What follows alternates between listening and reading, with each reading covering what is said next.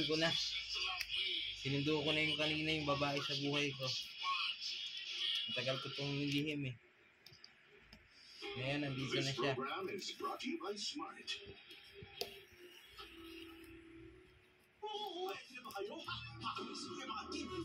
na.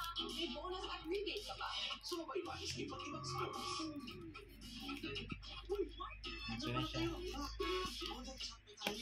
Ang game plus live. Watch, play, and win. Wala pa ako sinasabi eh.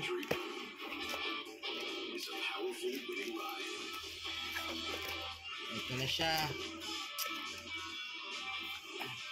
Nag-iisang babae sa buhay ko.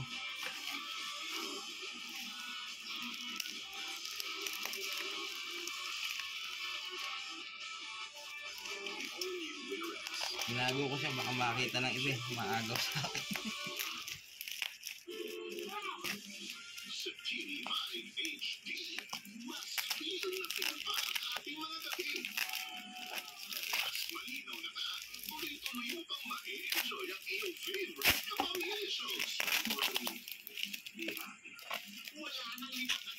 Hindi na ako mapagsalita.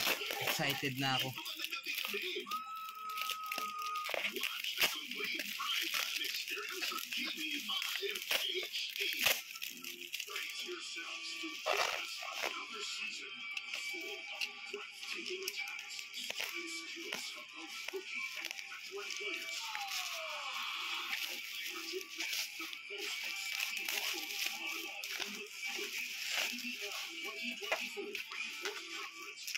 Oh, kahiwalay-hiwalay ata siya sa biyahe.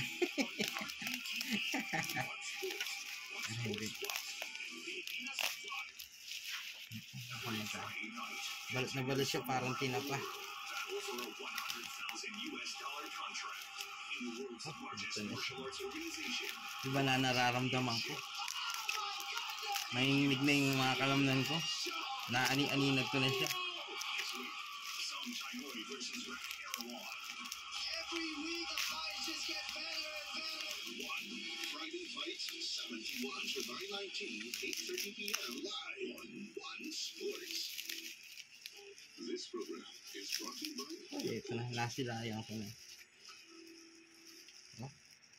Nakakita nyo ba yan? Hita pa lang. Long-legged na.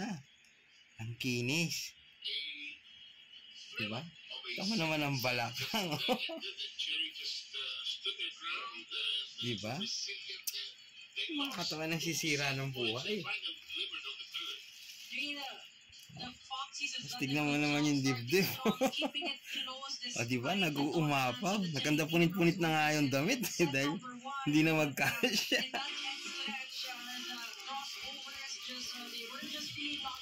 Diba? Ayan. Bubuin ko na yung babae sa buhay ko. Mamaya na yung face reveal pag buo na.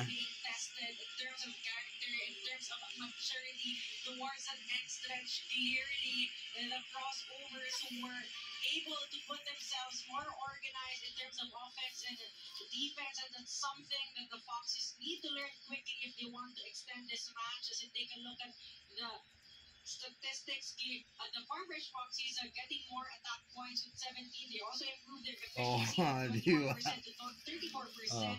They were also able to improve their blocking. Kapitana, may ano ba sa alindog yung babae ko na yan? Tignan mo naman, Kapitana. Maliwanag na maliwanag ang hinaharap niya, Kapitana. Oh. Their own momentum, 10 errors or 10 giveaways for the crossovers. Ang balakang, Kapitana. 5 errors in that second set. Alam mo, 18 is a little too much playing against a team like Cherry Tego that has veteran smarts and experience. And, you know, a lot of Hinihintay ko magkaganito si boss eh. breaking up. I'm sad about that. They have to Yung mag-live tas ganito itsura. Yan ang kabang-abang talaga eh. different directions. Cherry Tego has adjusted with the addition of Galang and subsequently Maranyo. Ano naman ang hita? This team Oh? is evolving as far as their Boss, parang kandila yung hita mo. is something your point that you're trying to develop. Farm Fresh will have to develop as well. Oh. Again, Siyempre, the crossovers, alam they ko, have a good mix yung of mga ibang players, tao dyan, young curious players. kung nakapanty ba siya. They have proven that, Ah. last conference, Dahil, they anong were yung, able to ano ko, defend the yung girlfriend ko, medyo, ano to eh, semifinal. hindi to, anong Foxes, tawag again, niyo is a ito? very young team, but a lot of potential, Medyo a lot of mahinhin. talent.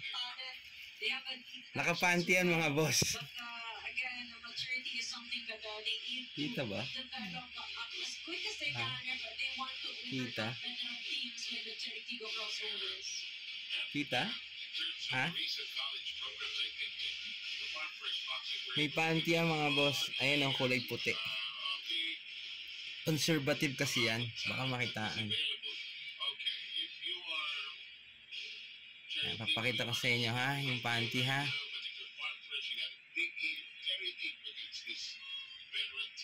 Ah, nakita nyo na. Nakapanty ang conservative yan boss eh.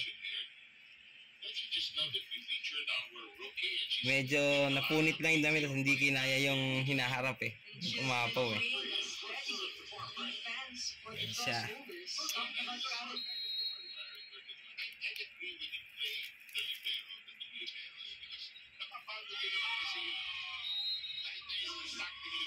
Yan. Diba, isa buhay. So, sama naman ang likod, oh.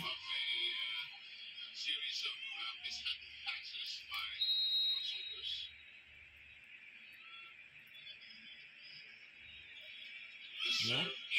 Boss, pag nagkaganito ka, boss, siraan na talaga ng buhay to.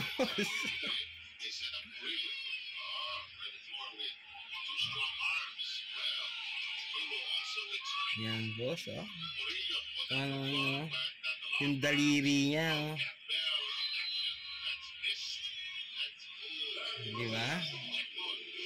Yung lubog nito, oh, dito sa may balakang. Oh. Yeah.